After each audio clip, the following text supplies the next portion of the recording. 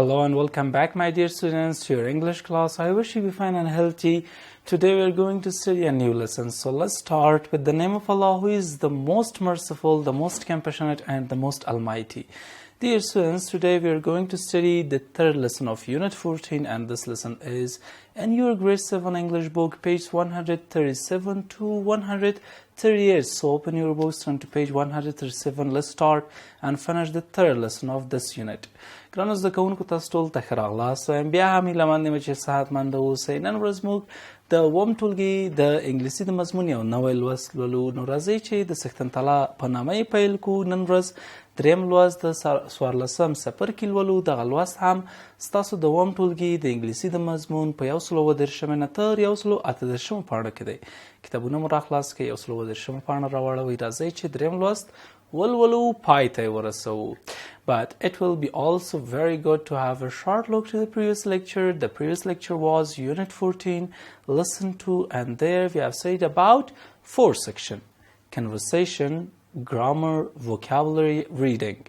And the remaining part of reading was your homework. So I wish you did your homework. ګرانو زده کوونکو، تېر لوست هم غوره به وي چې یوه کتنه وکړو. تېر لوست مو څوارلسم څپرکی، دوهم لوست 4 برخې مو هلته د لوستلو لپاره درلودلی چې کنورسیشن و، خبرې اترې، ګرامر د پښویې یا هم د ګرامر برخه، vocabulary د لغاتو برخه، reading د لوستلو برخه، پاتې برخه د لوستلو چې 4 پوښتنې وي هغه مو کورنۍ دنده وه. هیله مند یم چې هغه مو هم ترسره کړې وي. So let's start now our today's lecture. Dear students, our today's lecture is Unit 14, Lesson 3, and here we have 4 sections again to study about them. Conversation, at the first we have a conversation, خبرې اترې، محاوره لرو، vocabulary, grammar, writing, and at the end you have a homework. Your homework is very important, so you should do your homework. ګرانو زده کوونکو، د نن ورځې لوست راځئ چې پیل کړو. د نن ورځې لوست مو دریم لوست د څوارلسم څپرکی دی. په دغه لوست کې هم د تېر لوست په شان 4 برخې د لوستلو لپاره لرو. کنورسیشن لرو، خبرې اترې، vocabulary لرو، لغاتو برخه، ګرامر د پښویې برخه لرو، رایټینګ د لیکلو برخه لرو. په پای کې هم کورنۍ دنده لرئ چې هغه باید تاسو ترسره کړئ. So let's start from the first section, which is conversation. زموږ د ملاتړ لپاره د بیګم اکاډمیک چینل له ځان سره سبسکرایب کړئ، بیا د شرنګنۍ تڼۍ کېکاږئ ترڅو زموږ ټولو درسي ویډیوګانو ته لاسرسی ولرئ او له هغو څخه برخمن شئ. نو راځئ چې له لومړۍ برخې څخه پیل کړو. په لومړۍ برخه کې کنورسیشن دی، خبرې اترې. دلته یې تاسو ته ویلي چې listen and practice، غوږ ونیسئ او تمرین یې کړئ. Listen to your teacher while reading the conversation and then practice it with your partner. غوږ ونیسئ خپل ښوونکي ته او بیا یې پریکټس کړئ، تمرین یې کړئ له خپل ملګري سره. So here is a conversation. I am going to read the conversation, translate the conversation, and you should listen carefully, and I wish you learn this conversation. So let's start. Here the conversation is between 2 persons, customer and waiter. ګرانو زده کوونکو، دلته محاوره لرو. زه تاسو ته لولم، ژباړم. هیله مند یم چې زده یې که هم کوئ. او دغه محاوره د 2 کسانو ترمنځ ترسره شوې. کاستمر مشتری، ویټر ګارسون. ګارسون یا هم د هوټلي شاګرد. نو کاستمر وایي چې may I have the menu please. وایي آیا زه کولی شم مینیو یا هم د خوړو لست ولرم، یا یې راکړئ چې ویې ګورم په مهربانۍ سره. هغه لست چې تاسو کله رستورانت ته ځئ، تاسو د خوړو لست راوړئ، هغې ته مینیو وایي. ویټر بیا ورته وایي چې here you are sir, what would you like to order. وایي دغه دی ښاغلیه. وایي څه غواړئ وړاندیز کړئ، یعنې څه غواړئ چې پیشنهاد راکړئ یا فرمایش راکړئ. نو بیا کاستمر ورته وایي، مشتری چې well I always start with chicken soup. وایي زه تل د چرګې له سوپ سره پیل کوم، یعنی اول دغه د چرګ سوپ خورمه، chicken soup. بیا وایي then I would like to barbecued steak kebab with قابلی. او بیا وایي زه خوښوم چې وخورم سره کړې ډوډۍ، سره کړې غوښه چې هغه مغه کباب دی، هغه هم له قابلی سره. څومره اشتها صافه وه. نو بیا په دوام سره راځي چې ویټر ورته وایي یه ګرسون and what would you like to drink. او څه خوښوي چې وڅکې. او سکل لپاره څه غواړئ تاسو وایي. بیا کسټمر وایي ا کولا پلیز، یوه کولا یا کوکا کولا بوتل چې دی هغه وایي او دا نه ماته واخله. بیا ویټر وایي چې how about dessert. ډیزرټ چې دی خوږو ته وایي، وایي د خوږو په اړه څنګه، یعنی کوم خواږه میوې شیریني باب دا چې اخلي که نه. بیا کسټمر بیا ورته وایي بیرته دا مشتري چې I never take dessert، ما هیڅکله هم خواږه نه دي خوړلي، but I would have a cup of tea، مګر هم زه به یو پیاله چای واخلم. No, this was the conversation, so I wish you learn a lot. If you have any question here, you can ask me, dear student. Marjan, please ask me your question. Ustaz, dessert څه معنا لري؟ He asked me what's the meaning of dessert. Dessert چې د ګرانو زده کوونکو خواږو ته وایي، خواږه چې په هغه کې حتی میوه شاملیږي، سویټس شاملیږي، خواږه شیان چې دي مثلا وروسته لکه فرني یا دغه شیان چې دي ډیزرټ کې شاملیږي. نو مرجانه په دې هیله چې ته پرې پوه شوی اوسې. Let's go to the B part of your conversation section. Here in B part, here is a question. The question is, what would you like to eat when you go to a restaurant? Why? وای ستاسو څه خوښیږي چې کله یو رستورانت ته ځئ ویې خورئ، او دلیل هم وایي چې ولې دغه شی ستاسو خوښیږي. So find the answer for this question.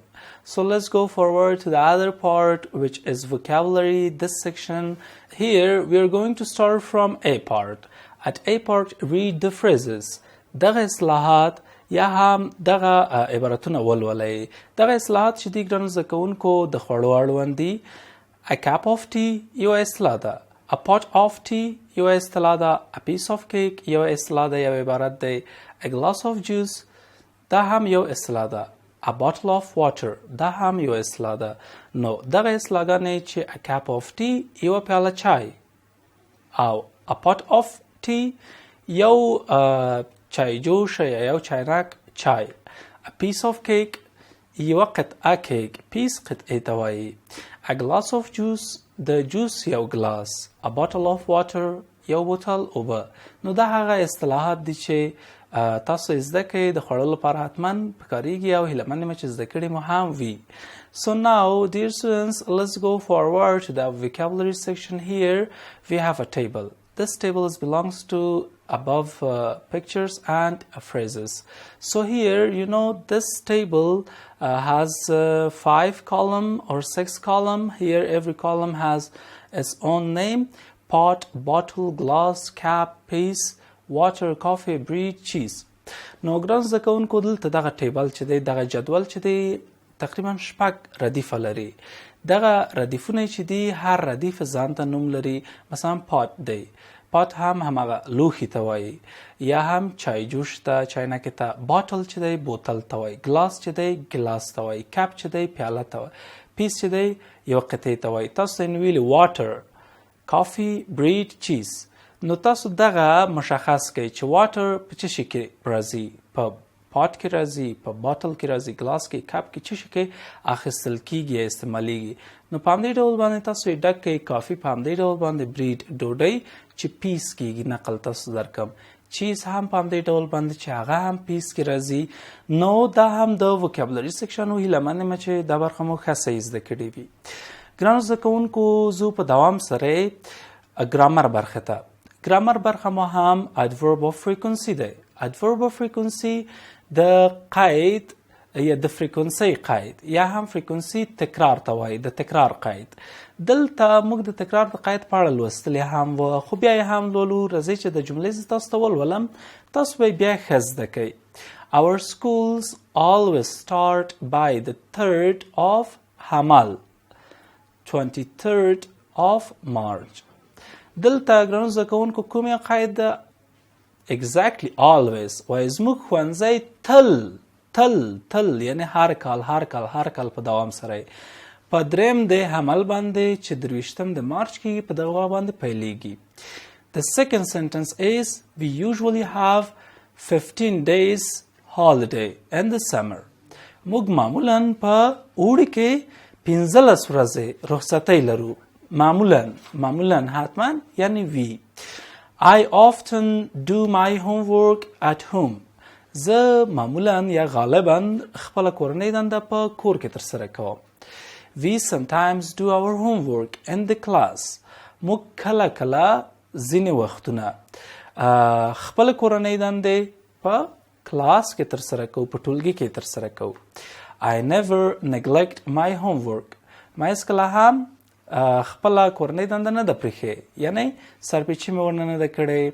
I rarely come late for lunch. وایي زه ډېر کم ناوخته راځم د غرمې د ډوډۍ لپاره. I seldom go to bed very late. وایي زه شاید ډېر کم تخت خوب ته د خوب لپاره ناوخته لاړ شم، یعنې تل وخته ویده کېږم. نو دلته ګرانو زده کوونکو seldom, rarely, never، هېڅکله، sometimes، often، usually او always دا چې دي ټول adverb of frequency دي، د تکرار یا هم د فریکونسۍ قیدونه دي. نو هیله مند یم چې دا مو هم زده کړي وي. بیا دلته لاندې تاسو ته په واضح ډول باندې ښودلي چې adverb of frequencies، بیا تاسو ته د فیصدي د امکانه هم تاسو ته ښودلی. مثلا never، هېڅکله، صفر د دې کار ترسره کېدل. rarely هغه کار چې ډېر کم، یو نه تر 10% پورې امکان لري چې وشي، یعنی ډېر کم. فیصدي هم یو نه تر 10% پورې ده. seldom چې ده دا هم کم دی چې 10 نه تر 25 سلنه پورې فیصدي ده یا هم سلنه ده. sometimes بیا 25 نه تر 50 پورې، دا ډېر یو غټه فیصدي ده. often یا هم often د دې فیصدي چې ده 50 نه تر 90 پورې ده. often غالبا، او usually معمولا 90 نه تر 99% پورې دا کار ترسره کیږي. او always تل د دې فیصدي هم 100% ده. So dear students, let's go forward to the A part of your grammar section here as an activity. So you should do this activity because it's very important and you can do this. So at A part, complete the sentences with suitable adverbs of frequency. وای دغه جملې په مناسبو تکراری قیدونو باندې یا هم د فریکونسۍ په قید باندې ډک کړئ. اسانه دي، د تاسو اړوند ډکیږي چې تاسو دغه کارونه کله ترسره کوئ. مثلا I space have milk for breakfast. I rarely have milk for breakfast because it's my choice. نو زه ډېر کم ممکن شیدې د سهار چای کې وڅښم. په همدې ډول باندې دغه جملې تاسو ډکې کړئ. adverb of frequency هم پکې استعمال کړئ چې څو سلنه تاسو دغه کار کوئ. never، د rarely، د seldom، د sometimes، د often، د usually، always کوم یوې و جملې دي تاسو یې ډک کړئ. کولی شئ. let's go forward to the B part of grammar section. here in B part and pairs په جوړی ډول باندې compare these two sentences. دغه دوه جملې سره مقایسه کړئ. compare کړئ. I always have milk and butter for breakfast. زه تل شیدې او بټر کوچ خورم په سهار ناری کې. بیا بله جمله چې ده sometimes I have milk and butter but I always have tea in breakfast. وای ځینې وختونه زه شیدې او کوچ په ناری کې خورم، مګر هم تل always تل چای په ناری کې یا هم سهارنۍ خواړو کې خورم.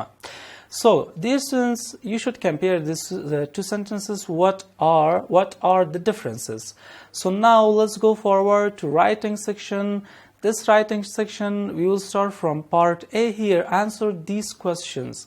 When do you always have dinner? دا هغه پوښتنې دي ګرانو زده کوونکو چې تاسو پورې تړاو لري. د رایټینګ برخه ده.